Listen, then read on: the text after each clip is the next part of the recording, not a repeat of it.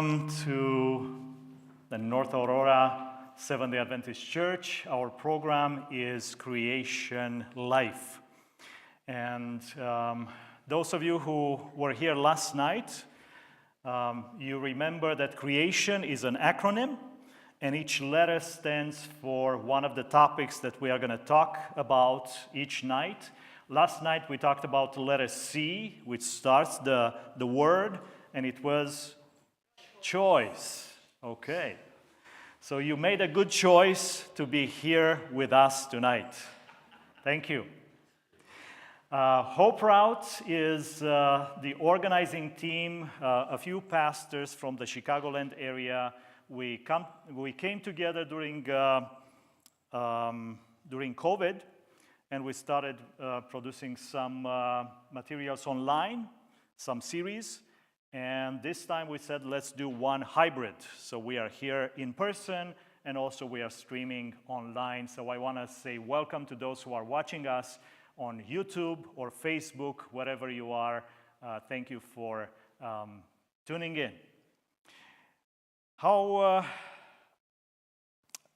Who can tell me the rest of the letters? What do they stand for? So C we saw is for choice, right? What's the next one? Rest. R, rest. Okay. E, environment. Okay. A, activity. Okay. T, trust or trust in God. Okay. I, interpersonal relationships. Okay. O, outlook. And N, nutrition. So every night we're going to talk about one of these this subject, one of these topics, and we'll end on Friday night with nutrition. Tonight we are going to have Dr. Tessa Lee. He's going to talk about rest.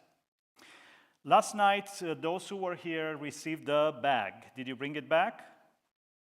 We're not going to take it back, but it's good for you to bring it with you, because the personal study guide is something that we follow, right? If you got a chance to look through it, at the beginning are the lessons, basically, and there are, every lesson is divided in different sections. And then at the end of the book, there are some assessments. And I will encourage you to do those assessments. And then there are some skill builders that you can work on, or we can all work on, because I'm including myself there too, to develop new habits that will bring that abundant life. Okay? So last night we talked about choice. Do you remember anything from the presentation? Any clues or any advices that were given? One of them was to create goals, and there was an acronym that came with the goals. SMART. Good. So SMART goals. Do you remember what each letter stood for? Specific. Great. M, measurable. Okay. A, attainable. Good. R, rewarded, right? So we encourage ourselves. And then the last one, T, timeline based. So we set a timeline, so we will kind of have something to work towards, correct? Okay, good.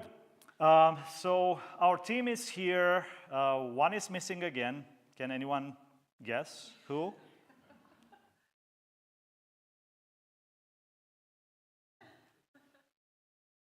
Okay, so Our friend Paul is not with us tonight. He had to go to Michigan. That's where he lives.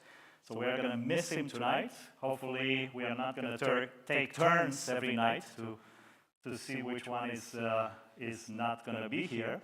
But we will go on. So Pastor Josh is our host. He's the pastor of the church here. We have Gabriel. He was not here last night, but he is with us tonight. He's a pastor in the northern part of Chicago. He can tell you a little bit more about himself. And of course, Pastor Samuel. He was here with us last night, and we welcome him back. How many of you are here for the first time tonight? 1, 2, 3, 4, 5. Okay, good. Well, welcome. Did you all get your bag? Okay, great. So we thank you for choosing to be with us tonight. And like I said, we have the second topic, the second letter dealing with rest. And Dr. Tessa Lee agreed to be our presenter tonight, and I'm going to tell you a little bit about him. So Dr. Michai Tessali is a cardiologist specializing in echocardiography, interventional cardiology, and nuclear cardiology. He completed his medical education and training, including fellowships in cardiovascular disease and interventional cardiology at Rush University Medical Center. Dr. Tessali works as an interventional cardiologist at the University of Chicago Medicine Advent Health, Heart and Vascular, Hinsdale, LaGrange, and Bolingbrook. His clinical expertise spans general cardiology, valvular, heart disease, cardiac catheterization, and cardiac critical care. You can see that I'm not working in the medical field. He has published several articles on topics such as transfusion strategies in myocardial infarction and novel treatments for refractory instant restenosis. He holds the distinction of being a fellow of both the Society for Cardiovascular Angiography and Interventions and the American College of Cardiology. I'm sorry, doctor, for... I'll invite you up here. I have 2 personal questions. So, you've seen hearts physically. Can you tell by looking at someone's heart if they are good-hearted? I wish there was a computer program that could actually tell me that. So, but no, you can't. So the hearts will look pretty much the same? They look the same. Okay. And the second question, I understand that the heart has its own electrical system. Why that? You know, the heart has its own electrical system and its own plumbing system. And I deal with the plumbing system of the heart. The electrical system of the heart is very interesting because the electrical system has to start somewhere. It has to have an impulse that starts. And even with all the science and all of the study that we have, we don't know why that impulse does it on its own.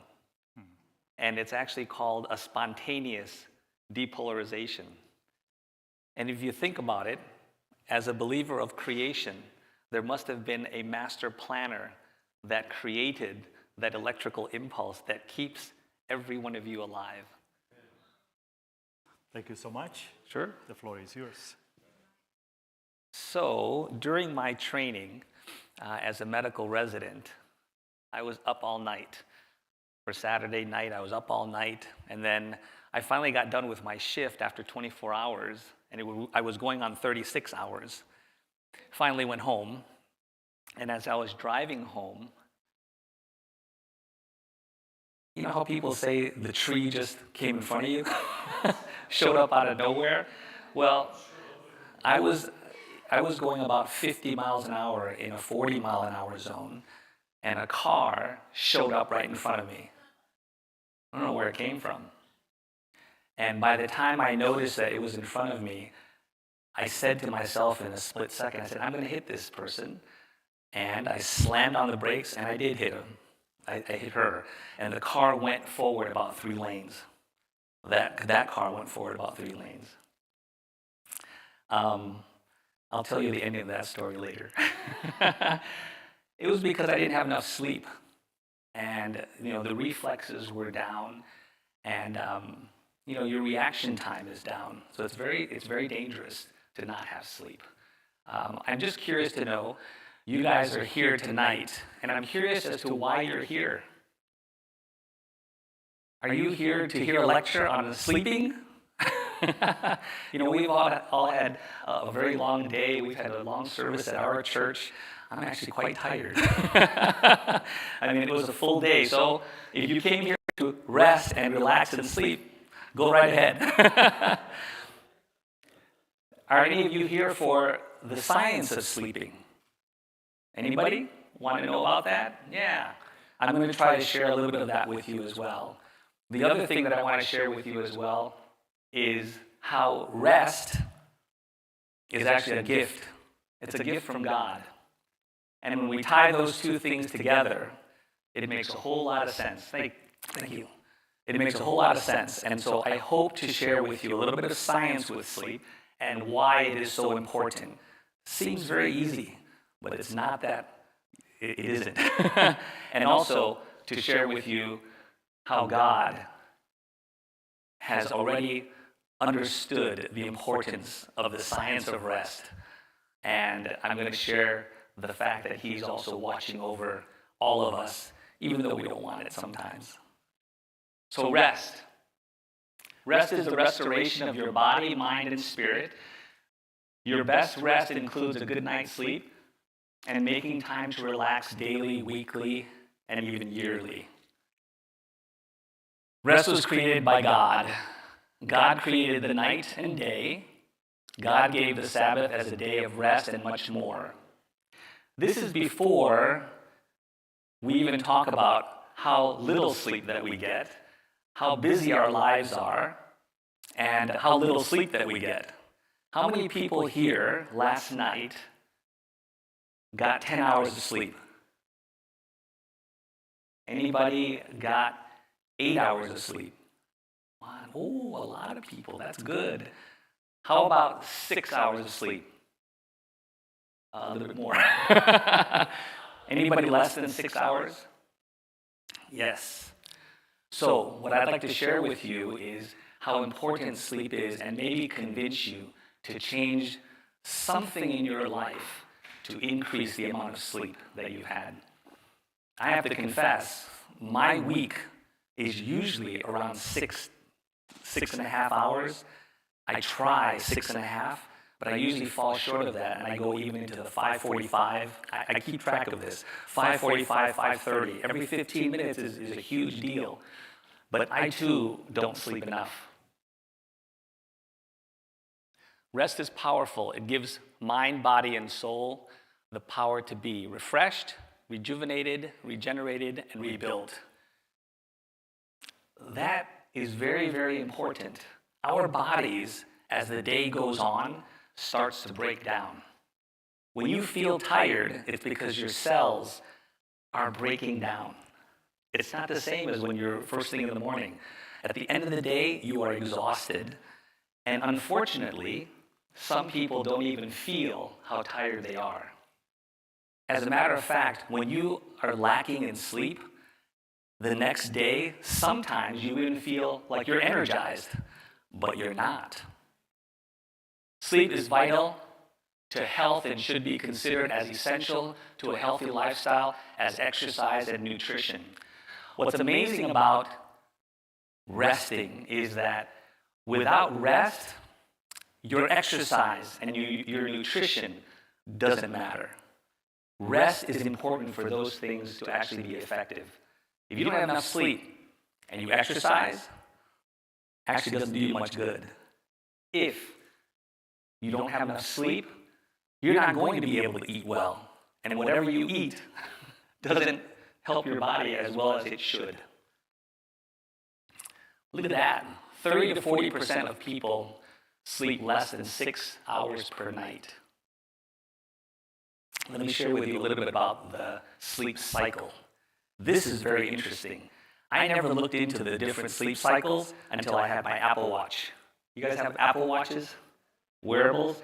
You can actually see on there where it measures the different stages of sleep. It's pretty cool, actually. You can see where you're in stage 1 or stage 2, and then REM sleep is the deepest part of sleep. So let's go through that. The REM sleep usually first occurs 90 minutes after you fall asleep. It cycles along with the non-REM stages during the night. The eyes move rapidly with eyelids closed. So if you ever see somebody who's in REM sleep, even their eyes are closed, you can see their eyes darting back and forth. It's nature's method of showing that they're in this REM sleep. I feel like, from a scientific standpoint, it may have been evolutionary, where people's eyes are moving so that they're keeping track and making sure that there are no enemies around, or no animals around. But of course, your eyes are closed. I don't know how that works, but it does it by itself. It's reflexive. That's when you know when somebody's in REM sleep. The breathing is more rapid, irregular, and shallow. The heart rate and blood pressure increase. Dreaming occurs during this REM sleep. The other thing that's interesting is that your arms and legs become paralyzed. There was one time that I had fallen asleep. I don't know if this has ever happened to you before. I think there's a name for this thing. I fell asleep, and somehow I felt like my eyes were slightly opened so I could actually see around me, and I could also hear around me. But I couldn't move. Have you guys ever had that? Yeah, it's scary, isn't it? You can't move. You think that you can flip over or do something. You're completely paralyzed. It's probably because you're in REM sleep. That's what's happened there. So these are real. These are very, very real stages that your body goes through. Number 1, it's light. You can wake up. Eye movements are slow. Stage 2 is when the eye movements stop. And they have these electrodes that they put on your brain, and they can measure brain waves. And there are slower brain waves, and there are occasional bursts of rapid brain waves. You distinguish that from stage 3, which is considered deep sleep. So when you see on your Apple Watch, that curve that goes deep into the deep sleep and how long you are in deep sleep. Pretty cool to see how long you're in stage 3. It's very difficult to awaken that person. The brain waves slow a bit. And then stage 4 is considered deep sleep. Is very difficult to wake that person up at that time. Extremely slow brain waves. These cycle all the way through. And then you reach REM sleep, and then that's when you have that rapid eye movement. So that's the science behind sleeping. The benefits of adequate and early sleep. How much sleep is enough? 7 to 8 hours. 7 to 8 hours. Have you guys ever slept more than 10 hours? You have. Like I said, I get about 6 hours, right? 6.5 hours. And on the weekend, I'm like, I gotta catch up. And then I end up going to sleep. I get up, go to the bathroom, go back to bed for another 2-3 hours. I wake up and I'm groggy. I can't function. It's weird. I'm more tired than when I just got 6 hours of sleep. So the point is, too much can also be detrimental. So 7 to 8 hours of sleep is the best. Adequate sleep. There was a study done on university students. It was about 17,500 students from 24 countries, and they found that at least 7 hours of sleep equated to better self-reported health. Early sleep. Humans are built to be daytime creatures. It's hardwired into circuitry. When you deliberately try to shift the sleep cycle, it's like having a symphony with 2 conductors, each one beating out a different time. Your delicate internal rhythms go haywire. You need to treat sleep as a precious and fragile thing. Do any of you guys work 3rd shift? Very, very difficult. I mean, I know people who are nocturnalists, which means they do the third shift. They come and they go from 10 p.m. till 7 a.m. And then during the day, they sleep for a little bit, and then they get up and do their thing in the afternoon. I always wondered how they did that. But nature, our bodies are not designed to do that. Our bodies are designed to sleep at night and be awake when there is sunlight. Here's a very, very convincing piece of evidence that you all should get enough sleep. Subjects that are deprived of sleep between 3 a.m. and 7 a.m. experience a 30% drop in immune function. I'm going to testify to that. I get woken up between 3 a.m. and 7 a.m. And I'm telling you, on my nights on call or my weekends on call, when I get woken up between those hours, the next week, I catch a cold. I get sick. It never fails. If it's a busy weekend and I actually get called, my immune system breaks down. When I get enough sleep, you know, when I'm on vacation, I'm sleeping enough, you don't ever get sick actually in tropical weather anyway, but you just don't because your immune system, your fighter cells are built up. This is happening without you even knowing that. But if you don't sleep enough, your immune system will go down. Subjects deprived of sleep from 10 p.m. to 3 a.m. experience nearly a 50% drop in immune function. Your immune system is what keeps you healthy. You can shake someone's hand who just wiped their nose and rub your eye. If you have a strong immune system, you don't get sick. You have a weak immune system, somebody who has actually had chemotherapy, and you've taken away their entire immune system, you can be in the same room and breathe on them and they'll get an infection. Your immune system is very, very important. Build the immune system. I always thought it was very cool. I don't know if you guys have seen these Marvel comic movies where these aliens, they get shot and then they heal in like 2 seconds. Like you cut them and then they seal up in 2 seconds. It's healing. Your body does that, of course, on a longer extended period of time, right? If you cut yourself, it takes, I don't know, maybe a few minutes, it stops bleeding, maybe a couple of days before you see a scar, and then maybe about a week or so before it's all gone. That's your immune system working. And if you don't have that immune system, not happening.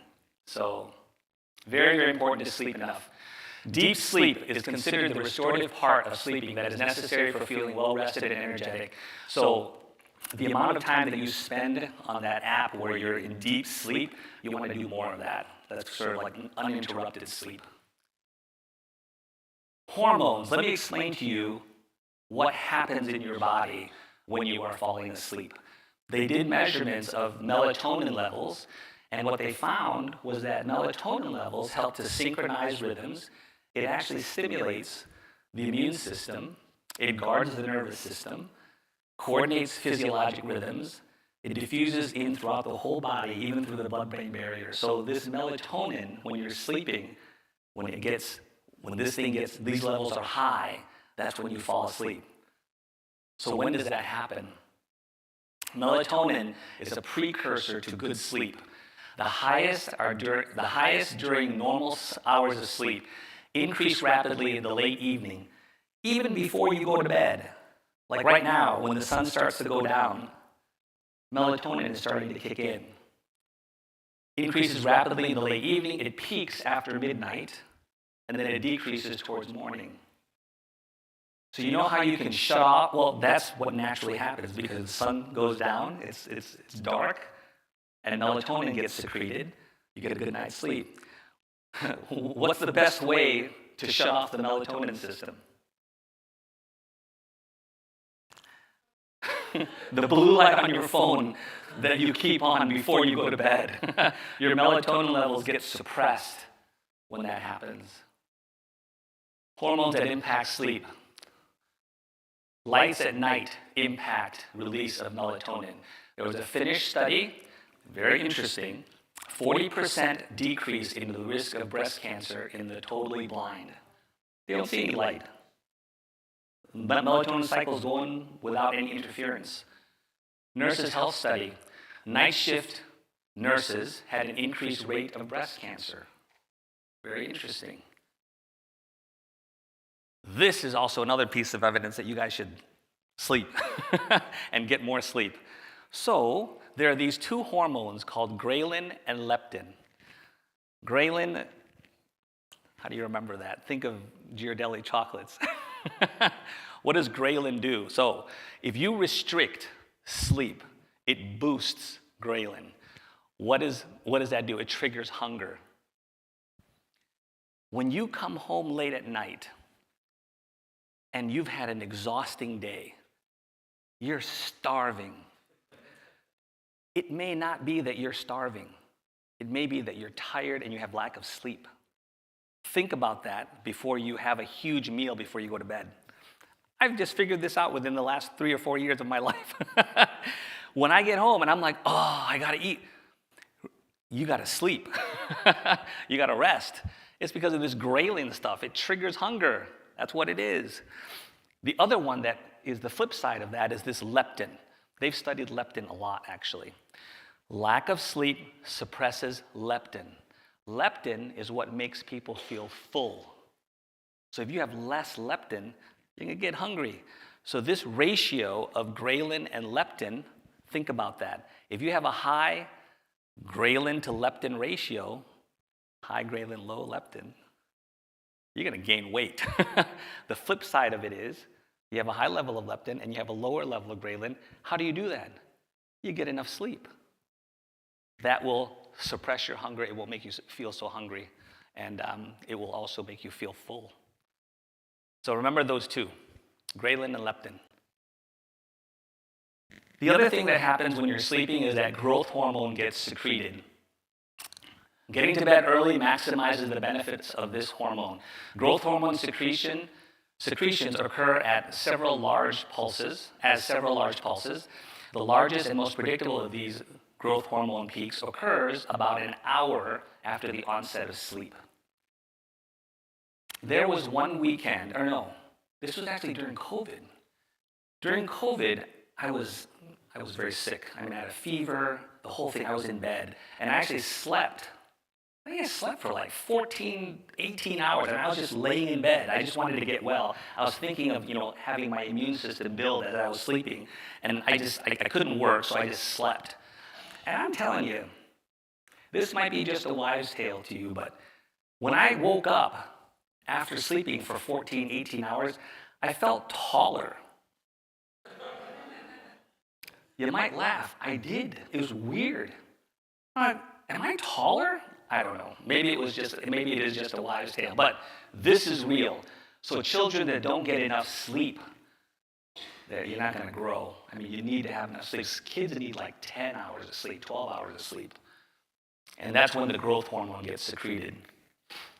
Tips on how to shift your schedule. Don't do it quickly. If you are normally getting 6 hours of sleep, don't switch over and get 8. It's going to be very hard because your cycle is going to get kind of screwed up. Be consistent, even on the weekends. You do it in small increments. So when I talk to you about having only 6.5 hours, and I say maybe I'll get 6:45, those 15 minutes, they make a big difference. You switch over to maybe the next day 7.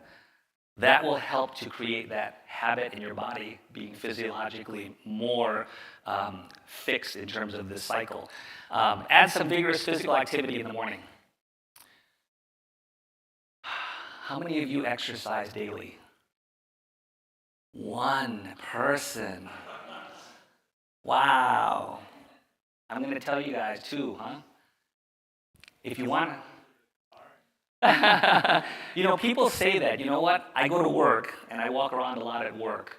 I'll tell you, it's exercise above and beyond that, even after work.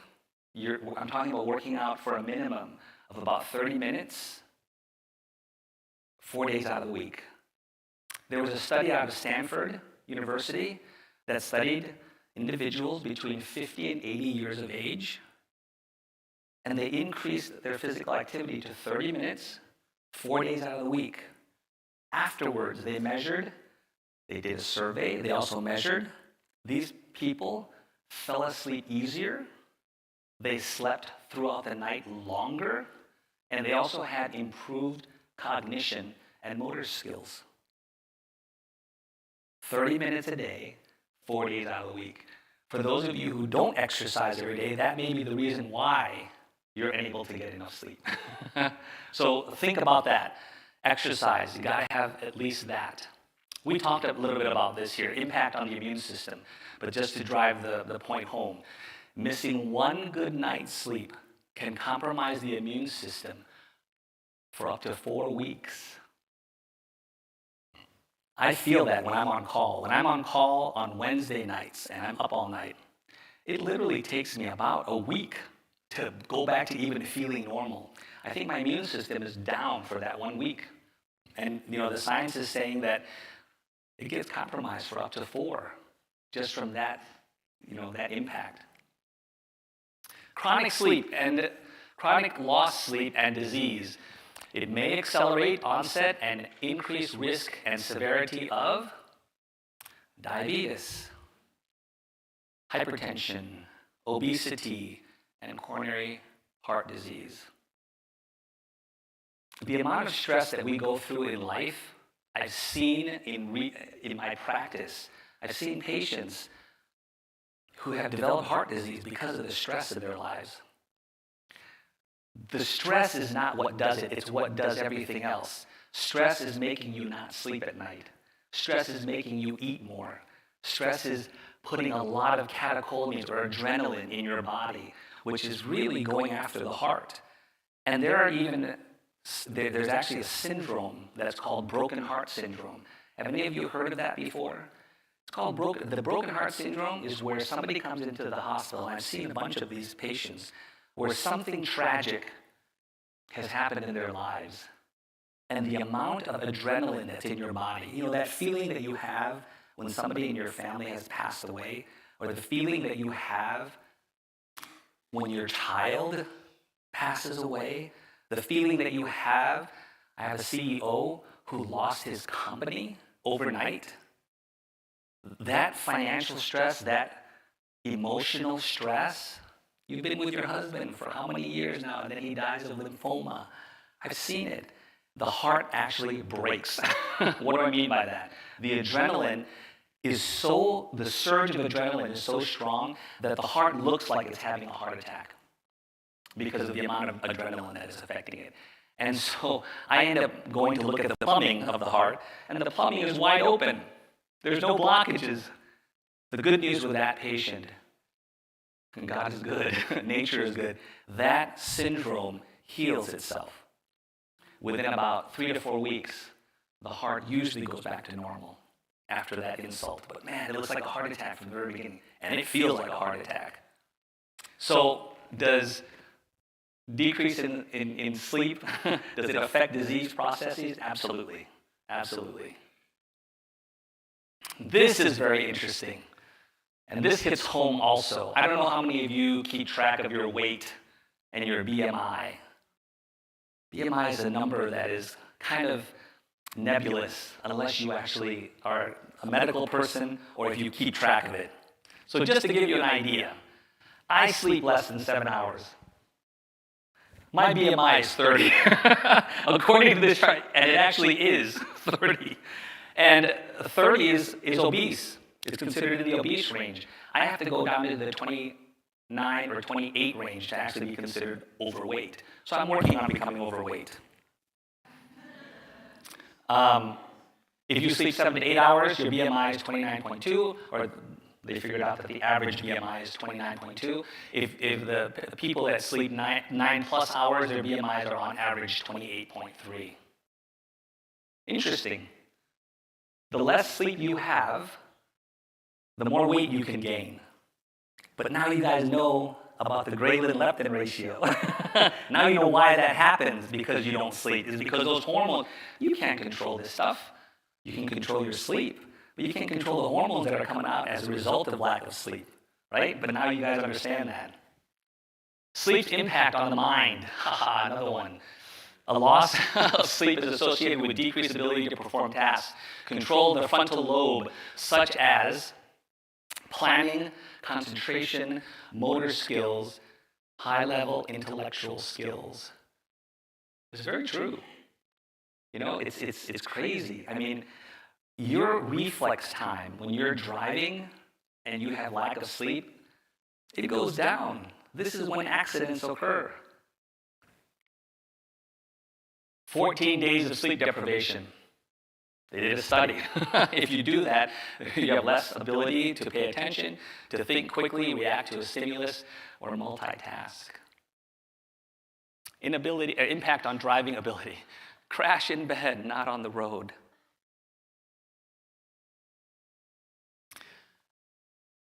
So, okay, you're telling me that you can't drive sleepy. Well, what do you do? Because you guys do. Right? I mean, we all drive when we're sleepy. What do you do otherwise? And I've done this myself too. The worst thing for you is to fall asleep at the wheel. So here's some practical tips. First of all, obviously be well rested. Avoid driving between midnight and 7 a.m. For those that drive these long distances, I've had people who drive from here down to Florida in one shot. I'm like, how do you do that? I can't do that anymore. Take breaks in between. Schedule frequent breaks. Drive with someone else. And preferably somebody else who will talk to you. Avoid alcohol. Don't count on caffeine, and be aware. This is what's interesting about caffeine. I don't drink coffee. It doesn't do anything for me. Some people, you gotta have coffee to get going. Anyway, they ordered this thing in our office once. It was a Frappuccino.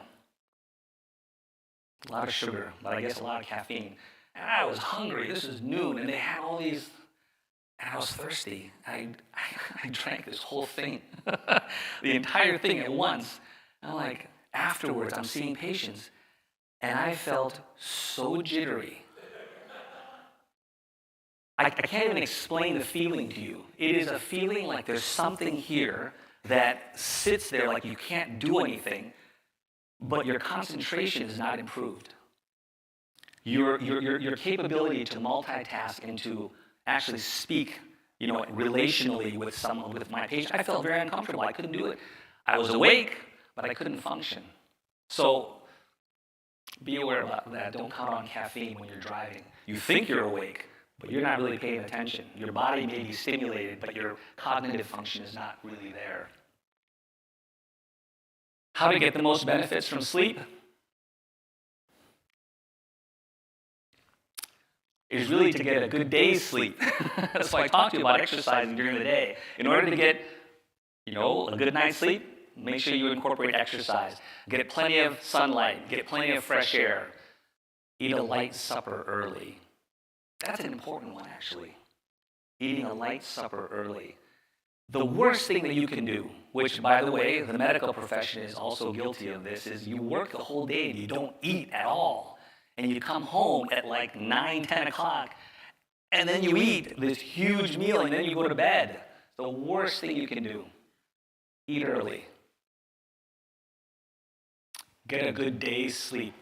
Maintain regular sleep-wake times whenever possible, even on the weekends. As much as possible, resolve conflict and leave your stress, anxiety, and worry outside your sleeping room for the night. I want to say a few words about that. How do we do that? How do we leave our worries outside of our bedroom? You know what? Make this a practice. Before you go to bed at night, have a prayer session. God tells us that if we lift up our burdens, He will take them and let Him carry the burden, right? His yoke is light. It's very true. If we truly believe that, and that God is truly there, even if you don't believe that God is there, give it a try. Lift up your burdens with a prayer and say, there's nothing you're going to be able to do from now until you wake up regarding this issue. There's nothing that's going to happen if you worry the whole night. And say a prayer. I'm willing to bet that that's going to help you sleep that evening. Get a good day's sleep. Relax before bedtime. Get rid of too many stimulants. Get your sleep primarily at night. Take a hot bath at least 1.5 to 2 hours before bed. I wish everybody could have the luxury to do that. I can't. But it's interesting. Maybe we should try it out. This is going to go into the challenge of what we want you to do after you leave this lecture. Things, practical things that you can do tonight. And then tomorrow you can come back and share with us how many of you actually did these things.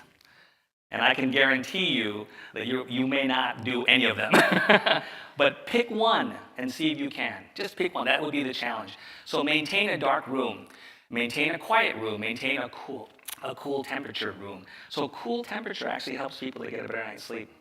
And also darkness in the room. No lights. No lights. This is where that phone thing comes into play.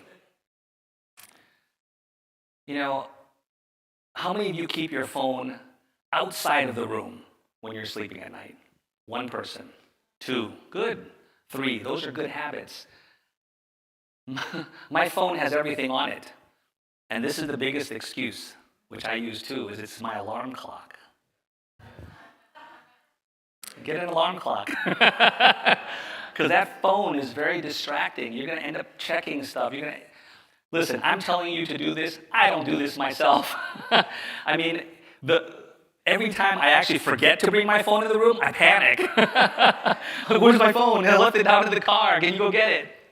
Anyway, that light, I think, is what is making even me not be able to have a good night's sleep. It is because that blue light is stimulating this, it's suppressing the melatonin from coming out.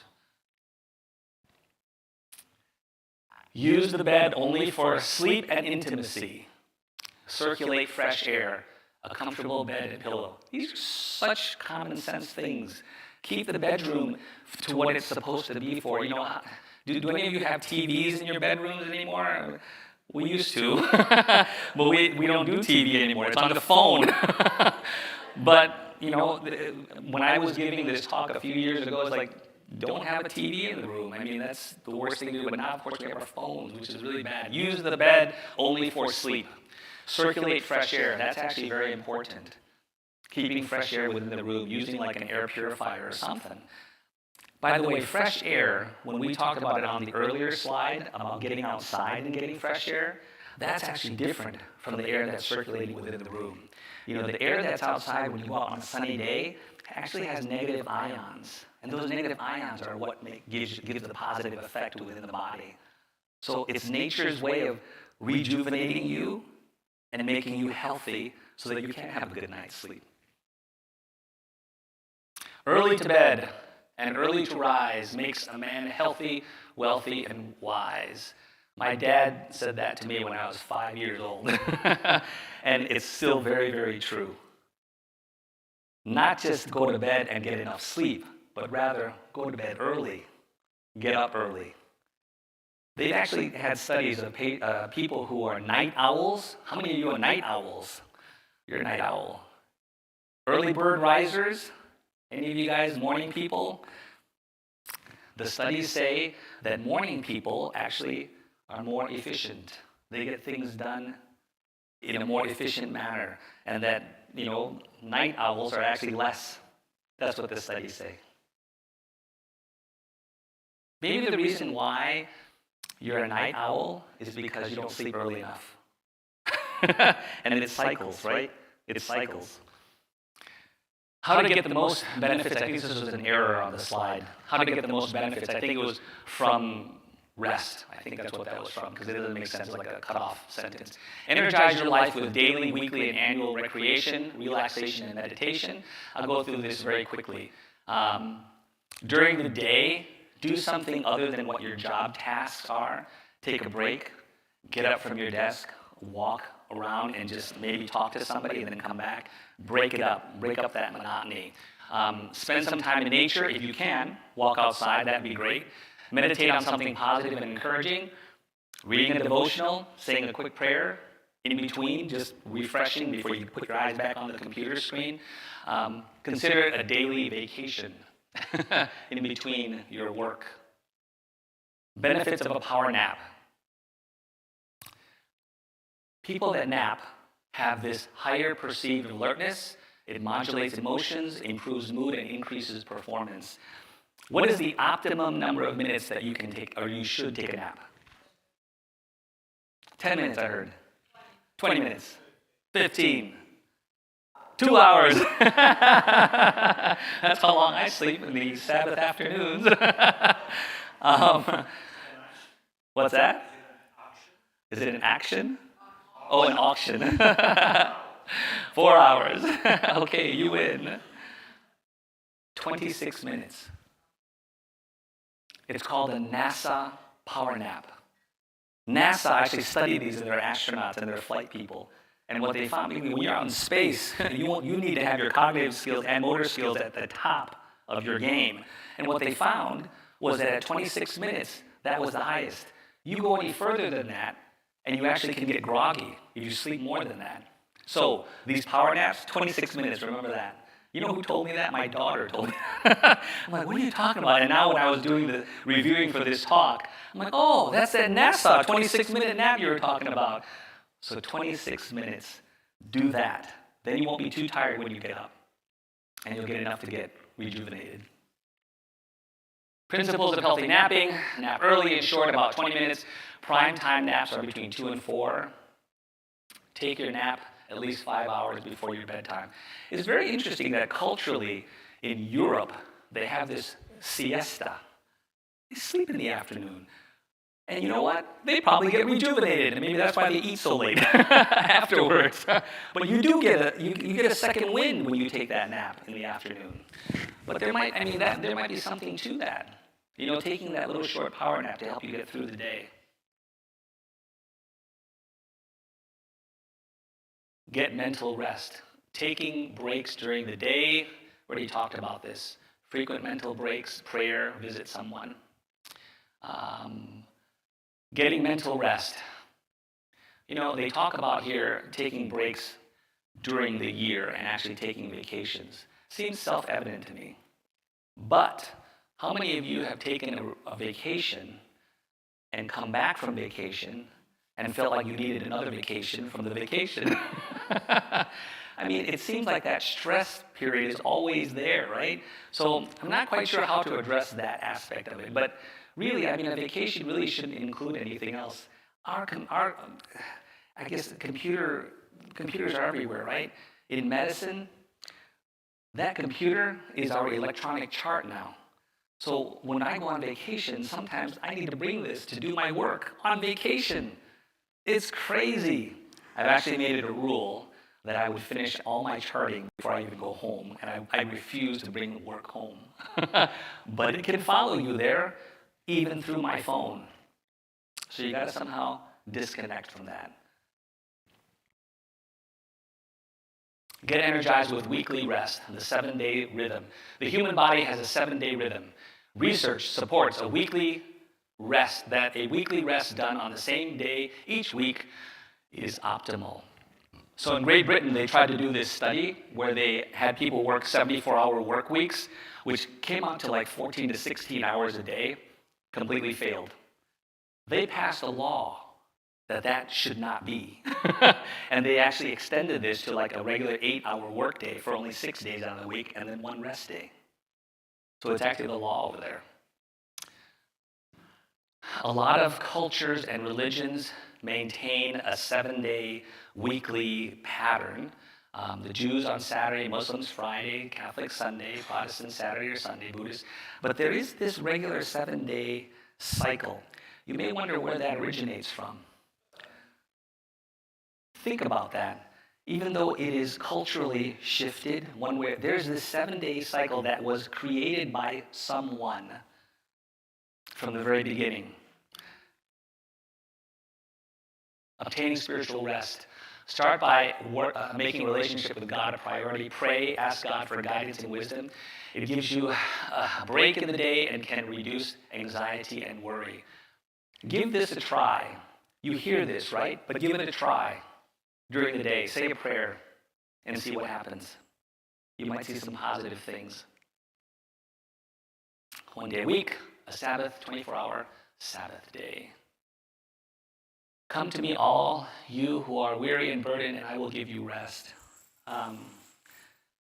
Before we had computers, before we made our lives very, very busy, before we created computers to make our lives better, which made us even more busy. Think about that, right? I don't think that I'm any more efficient today. I'm probably more busy today with the technology that we have than we were 10 years ago. I think that God knew this from the beginning when he created us. You know, when you create, an iPhone, you also, the engineers have to figure out, well, how long is this iPhone going to last? Can you charge this thing for like a month? Can you charge it for like 12 hours? God created us with a 7-day charging capacity. And you really need it. You really need that one day at the end of the week to recharge and gain not only your spiritual strength back, but physical strength.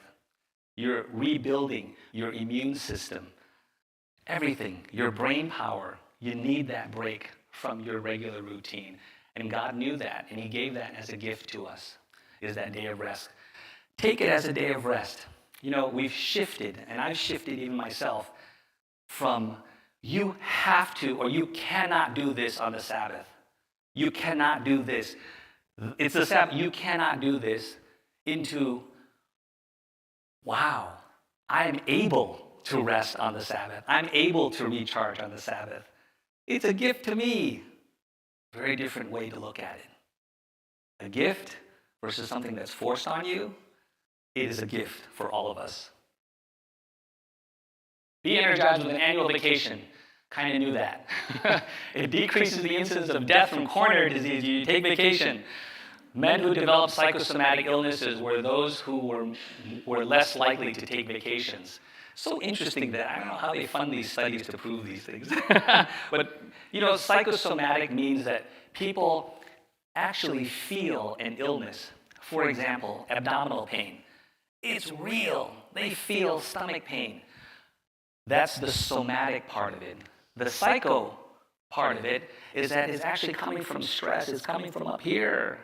There's nothing physically wrong, but you still feel it. Psychosomatic illnesses, they happen. And it's hard to distinguish, and it's also hard even as a physician to say that or even hint at that to someone without offending them. But you get to know them. This is how I really have the luxury of knowing my patients for over 20 years. And when you get to know them, you can say things to them like, well, what happened at home?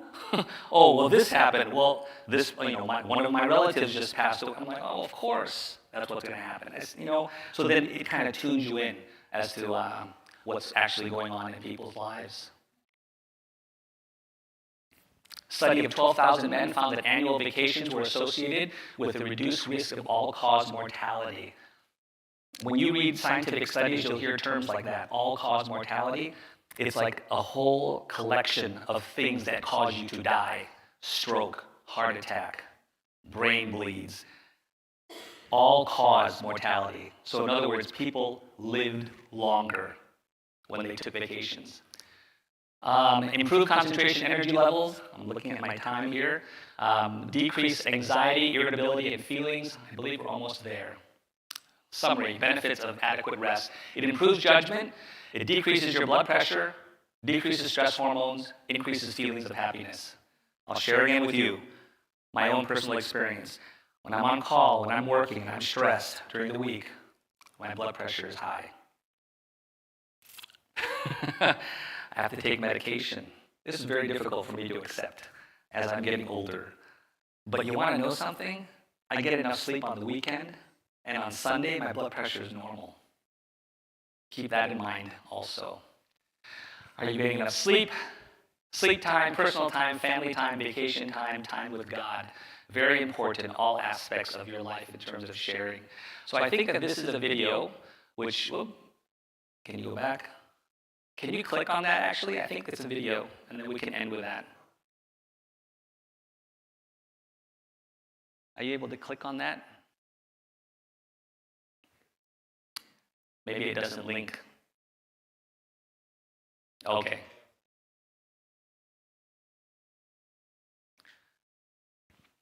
Let me finish my story about my drive. This car that was in front of me literally went forward 2 to 3 car lengths. That person, in my mind, had whiplash. I mean, this person had to have snapped her head back. And I couldn't do anything about it. Drove over to the side, came out. This woman came out of her car, and I came out of my car, and I looked at her and I said, "Are you okay?" And she looked at me and she said, "Are you okay?" I said, "I'm okay. Are you okay?" And she said, "I'm okay." And I walked over to the car, and you know those old cars that have just the chrome bumpers without any, it was like 1980s, maybe just chrome bumper. There was no dent in there. And I looked at my car, and my license plate, the plastic that was around it was cracked, but nothing else. So then I said to her, "Well, if you're okay, I'm okay." And she says, "Okay." And she went into her car and drove off. And I went to my car and I drove back into the city. You know, God is looking after us all the time. I'm going to tell you that I truly believe, some of you may not, but I'm just letting you know, God was looking out for me, and I believe that that was an angel that protected me from getting into a really bad accident. I have no other explanation for that. I've shared this story very few times, and you're one of the audiences that I'm sharing it with, because it's something that I've thought about over and over again and saying, how could that even be? I was literally going 50 miles an hour into this person, and she comes out and there's nothing wrong. And after that, of course, I was a bit more awake. I must have fallen asleep the moment this car was standing still in the middle of the, the middle of the road, and I went right into it. Anyway, take the rest as a gift from God. Know that God is looking after you. And even if you don't look after yourself, God continues to look after you. Thank you.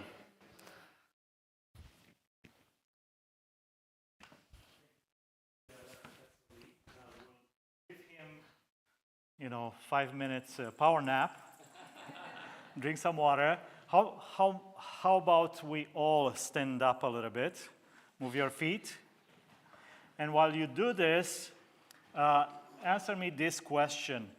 How many of you, when you think about vacation, think about mountain or mountains? Okay, a little bit, okay. How many of you think ocean, beach? Okay. Okay, what about the rest of you? A lake or sleep? Okay, thank you. You can sit down. And you have the phone number on the screen. You can send them in. I already got 2 questions. So let me start with my, my friends here. And I'm going to ask them something that I didn't send them. Do you have a day of rest? A day off. I don't know if that is rest or not. A day off, okay. So what do you do in your day off to kind of switch from what you usually do? I run errands. I have doctor's appointments. I play sports. We have a small table tennis club. So because of my days off, we always have a tournament on Monday. Sounds good. Yeah, so I haven't been very good at taking a day off. And part of this is because I enjoy what I do. And every day is like a holiday, you know. I'm kidding a little bit, but yeah, I can do. So Tuesday usually is my target day off, but it doesn't always happen. Yeah. Okay. I just finished my day off. It's the Sabbath. And while I'm a pastor, I schedule all my meetings during the week. And so when the Friday hours come, I've got my sermon done, I've got everything done. And church members can schedule meetings, but I'm not going to do it. I come to church, I participate in the worship service, but for me, the Sabbath is my day of rest, and I guard that and guard it for my family as well. Wow, great. So you are kind of like a guest speaker to your own church on Sabbath. Yeah. Sounds good. Okay, let me ask you one more question. Genesis says that God worked for 6 days and then he rested on the seventh. Was God tired? One of the Psalms says that God never slumbers or sleeps. So which one is it? Does he take a rest? Does he need a rest? And if he doesn't, why did he take a rest on the seventh day? We see this often. God sets examples for us, and he joins us in our rest.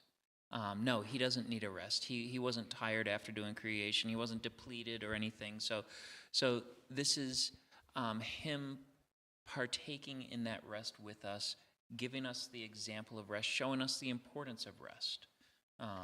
That's how I see this. Okay. And also the word Shabbat means to pause.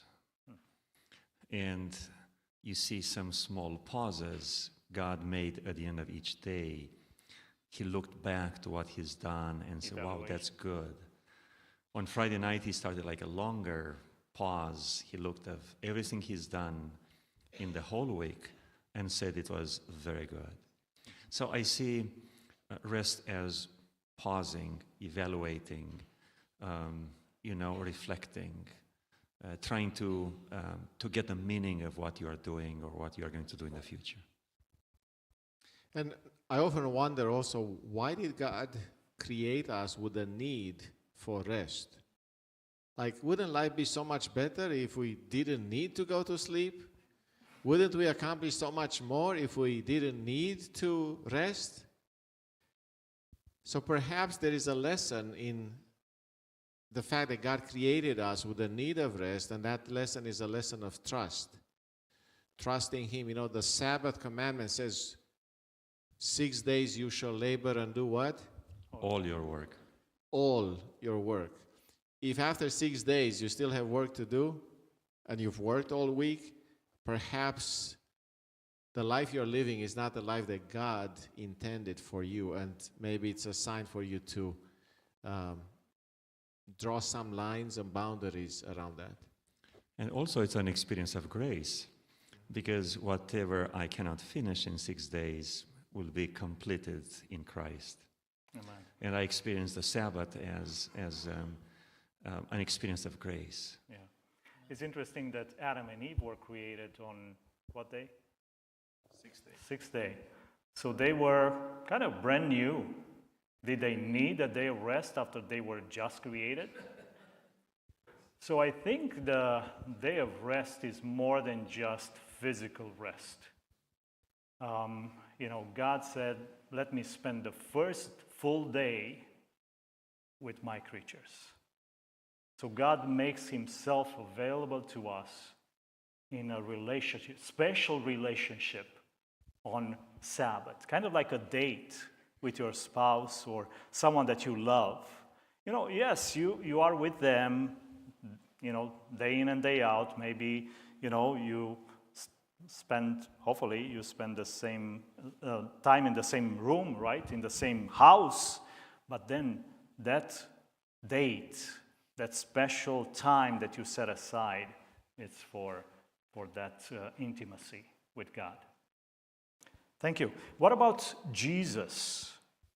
Did he have problems with taking a rest, or was he tired? We find him sleeping, but we also find him going away and taking that rest, that time away with God. So yes, Jesus, again, as our example, prioritized rest in his life and didn't allow himself to be worked into the ground by people coming and asking for miracles and everything. There were times where he retreated away, even though there are people who could have benefited from more time with him. Thank you. Thank you, guys. Dr. Zasali, I'm going to call you back up here. We have a few questions. You are a cardiologist. What is the connection between, and you already made some points, what is the connection between sleep, heart, and maybe include stress there in the mix? I kind of mentioned that a little bit earlier, that stress really plays a very, very important part in the development of coronary artery disease. You know, the buildup of cholesterol within the arteries. We don't know exactly what it is that causes this to happen, whether it is genetic, you know, whether it is environmental, but the things that we have studied, such as smoking, stress levels, lack of sleep, they all contribute to increasing your chances of having a heart attack, for sure. There's other mechanisms that are involved there too. You know, when you don't sleep enough, probably the level of inflammation that's in your body is higher. And a lot of these medicines that we use target lowering inflammation or kind of calming that down, along with lowering cholesterol. And because, you know, heart attacks happen when a plaque in the arteries rupture. Whoever figures out when and how that plaque ruptures will win the Nobel Prize. We don't know when that's going to happen. It usually happens early in the morning. We don't know why. Why is it early in the morning? We have theories, right? Your cortisol level is high. Those are hormones that can trigger the arteries to rupture. But, you know, you asked whether or not stress levels can affect the heart, and the answer is absolutely yes. So lowering the amount of stress that is in your body is very beneficial. Easier said than done. Yeah. You mentioned 26-minute nap as being the optimal, kind of like to get a boost. Someone is asking, when does it start? When you close your eyes, or when you actually... I knew somebody was going to ask that. That's why you have these charts actually that say on there, right? 20-minute nap. I mean, if you want to be as precise as I am, which is what I usually do, is, you know what? Set your timer for 26 minutes, and then literally at the moment that you set it, start to fall asleep. That's how you do it. Because I was thinking about this. Do I set it for 30 minutes, and then let me fall asleep in the first 4 minutes, and then I'll get a full 26? I don't know how they did that study, but they probably timed people the moment that they closed their eyes and shut off the lights at 15, 30, and whatever they did, you know, an hour or 2 hours. That's how they do it. It's not as precise as that. But if you want to set a timer to it, set it for 26 minutes and see what happens. You may miss it on one side or the other. You may get really only a full 15, but use that 26 just as a guideline. Thank you.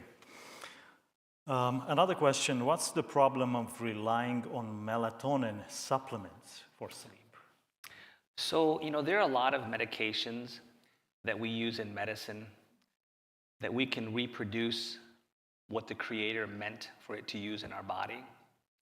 I don't know if it works the same. Your natural rhythm of melatonin secretion because of light, sunlight, and us artificially, you know, shining light into the eyes and causing the melatonin to go down, these are melatonin levels that are within your body. They're not exogenous melatonin, which are pills. I mean, some people, when they use the pills, hey, it works. If it works, fantastic. Maybe it'll help, you know, when people tell me that when they go overseas and they're trying to readjust the time, you know, the time lag, the jet lag when you come back, that it might help them to adjust back to their sleep cycle. Give it a try and see. I don't know if it hurts, but I don't know if there's also any scientific studies that show that this is the way that you should, you know, get a better night's sleep. The better way to get a better night's sleep is to leave your troubles at the door of the bedroom, say a prayer, exercise first thing in the morning, have sunlight during the day, breathe in fresh air, stay active during the day, get up early, and then go to bed early. That's probably better than popping a melatonin pill. Thank you.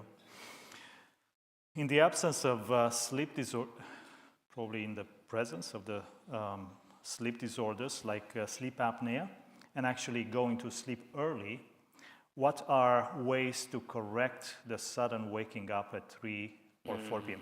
Maybe the question was, as it is written, in the absence of sleep apnea. Ah, I see. So what do I do if I suddenly wake up at 3 or 4 in the morning, like a clock? That happens a lot. I get up at 3 in the morning to go pee. That's happening more and more as I'm getting older, unfortunately. You know, how do you adjust that? I have so many patients that tell me that they wake up in the middle of the night to go to the bathroom, and then they can't fall back asleep. How do you take care of that? If you dive into that more, you'll probably find out that these patients have probably taken naps or slept during the day sometime.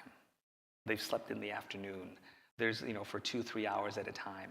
And then the cycle kind of gets thrown off. I think that as we get older, we tend to sleep during the day. And then at night, you wonder why you can't fall asleep. I don't know how to correct that. I mean, as we get older, the only thing I can say is to try to stay as active as you can and engage during the day so that you can fall asleep at night.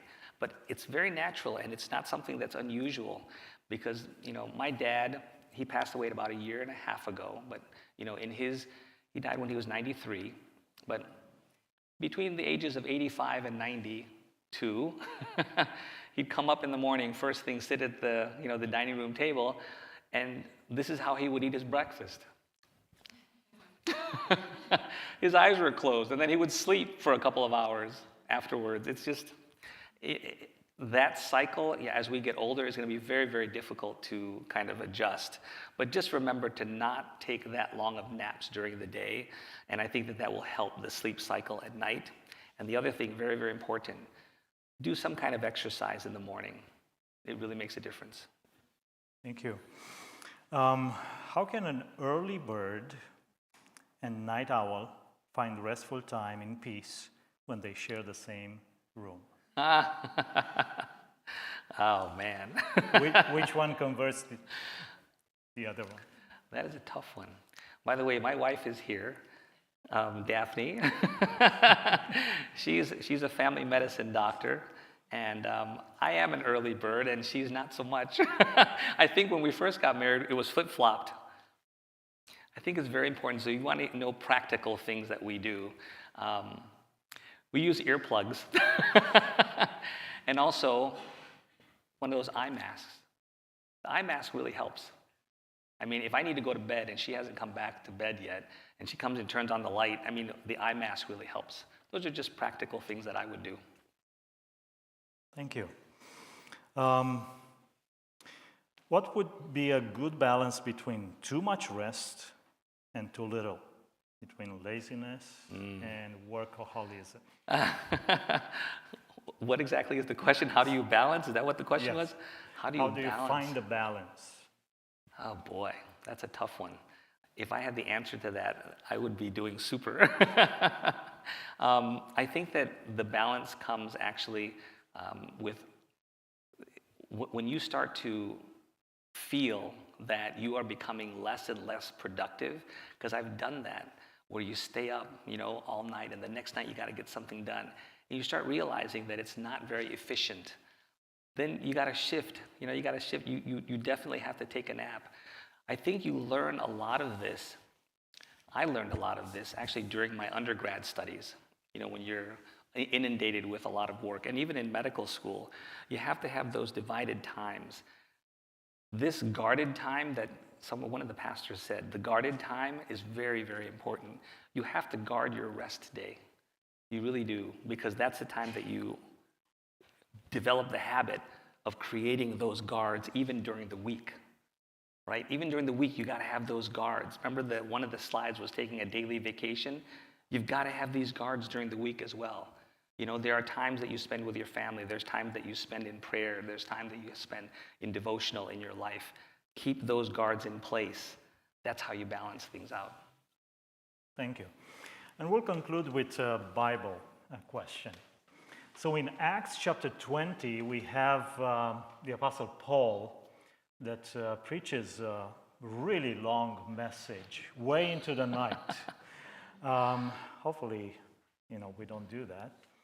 But he's preaching, he needs to leave in the morning, so he's using the time that he has with the church. And one of the young people is listening. Maybe it was a crowded room. He's staying in the window. I don't know, maybe it was like an open window type or like a porch. And he falls asleep. And he falls like from the 3rd floor, and he's dead. Oh boy. But thankfully, Paul goes and resurrects, through the power of God, resurrects him. So, 2 questions. What advice do you have for pastors? And the other one, what advice do you have for the young people?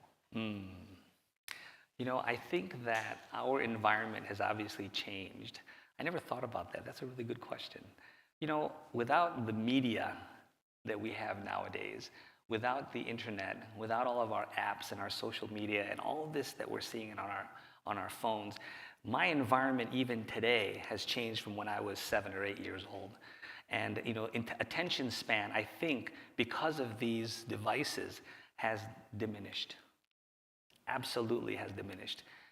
And that would be, I guess, my message to pastors, is that the newer generation doesn't have the attention span because of the environment they're in. I mean, you have to get your point across very quickly and soon. I took my daughters to Disney World when they were little. These guys have it down to a science. They are up there so animated, and they're speaking so clearly, and they're moving their hands, and they're moving from one side to the other. The kids are watching and paying complete attention to that. That's the marketing that they have realized of how to capture that attention. I think we need to adopt that in the church and adopt our sermons to things that are very directed and to the point. And I was giving Sabbath school this morning to the high schoolers, and I actually did a preview of this rest talk. And the kids, these are juniors, sophomores and juniors in high school, they didn't have enough sleep. And I asked them, how many hours of sleep? Well, I get about 6. And, last night I had 5. Literally in the middle of the Sabbath school, one of them is just dozing off. I kept talking, and I said to myself, you know what? I can't keep talking. It's useless. Why am I talking? So I stopped, and then I asked questions, and I actually engaged them back. Because that's I consider that Sabbath school time very sacred. And if I'm not teaching them something, it's wasting time. And so I think that's what it is. I mean, I know that it's the worst thing when I look out into an audience and I see people dozing. You got to shift something. You got to do something to grab their attention back. So I guess that would be the suggestion that I would have. Now, I mean, for the younger people, I'm not quite sure. I would say to our younger folks, boy, limit your time on that phone. Limit the time on those social media apps. The more and more I learn about what's happening when you look at your phone, the scarier it gets. Because the reason that you are looking on that phone is because the phone is actually drawing you in. Because the phone is making money off of you.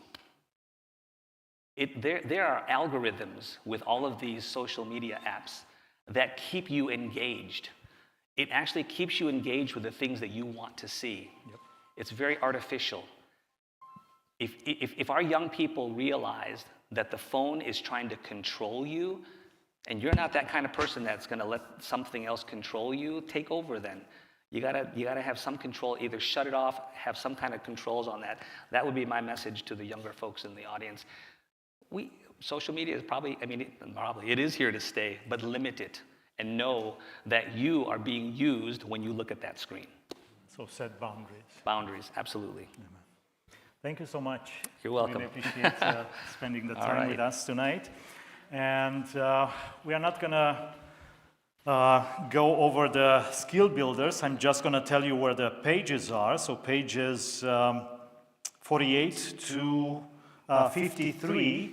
So that's your homework. And also the assessments are found pages 256 to 259. I think it's good. One of them says, what's my sleep IQ? I didn't know that sleep has an IQ.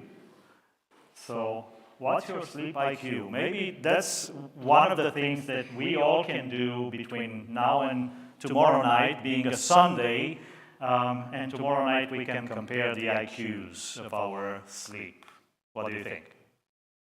Okay, good. So there are also some resources, some websites that you can check out.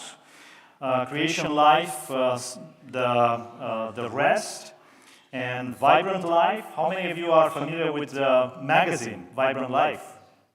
Okay. And then there is another one, bettersleep.org. You can also check that one out. Let's see, who slept the most last night? Sorry, just along those lines. Yes. I think you asked me this once before. Here, can you hear me? Yeah. You were asking me for resources. There is a book, you guys can get it as an audio book. It actually helps you fall asleep. But grab this book, it's called Why We Sleep.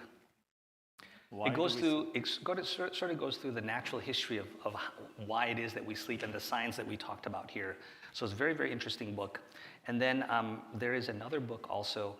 Actually, our pastor had recommended this during his sermon today, which I'm going to get to read, but I read kind of the summary of it. The title of it is called The Ruthless Elimination of Hurry.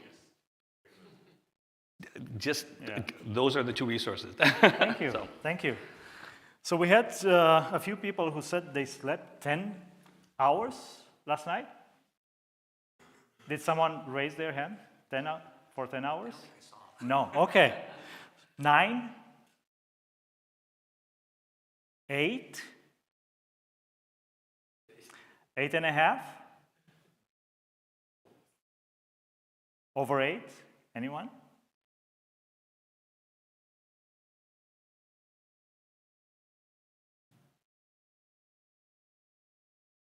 Over 8?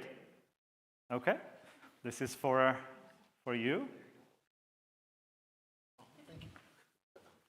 It's a book signed by one of the authors. And let's hear from our friend Samuel. What's subject for tomorrow night? Yeah, so tomorrow night I'm looking forward to our meeting. How many of you plan to be here tomorrow night? Okay, how many of you plan to bring a friend? I have a gift for you tomorrow if you bring a friend, okay? How many? Okay, bring a friend tomorrow night. We're going to talk about environment. So it's interesting that if you look at the story of creation in the Bible, what happened? God first created what? The environment in which later on he placed Adam and Eve. He created the Garden of Eden, a beautiful place. And when God created Adam and Eve, he gave Adam and Eve some senses through which they can interact with their environment. And we're going to look at this tomorrow. So I want to invite you to come back and bring a friend. And if you bring a friend, come to me after the meeting tomorrow. And I will have a gift for you, okay? Tomorrow, what time do we start? We start at 7 o'clock, okay? And we finish around 8:30 or 8:24? Yes.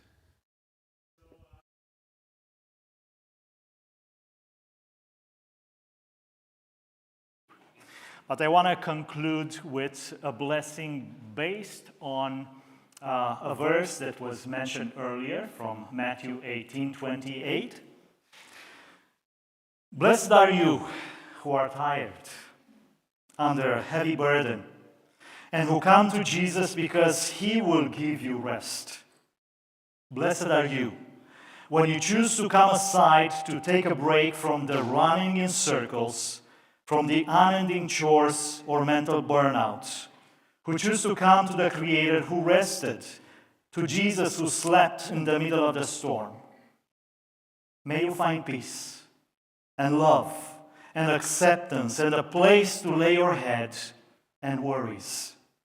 Seek Him first and always, be part of his kingdom of love and righteousness, and all these other things, important as they are, will find their place. Abide in him. Stay for a while. Stay for a life. Stay for eternity. Amen. Once again, thank you everyone for coming tonight. Thank you, Dr. Tessali, once again. May God bless you. And may we all enjoy a restful evening. See you tomorrow night at 7.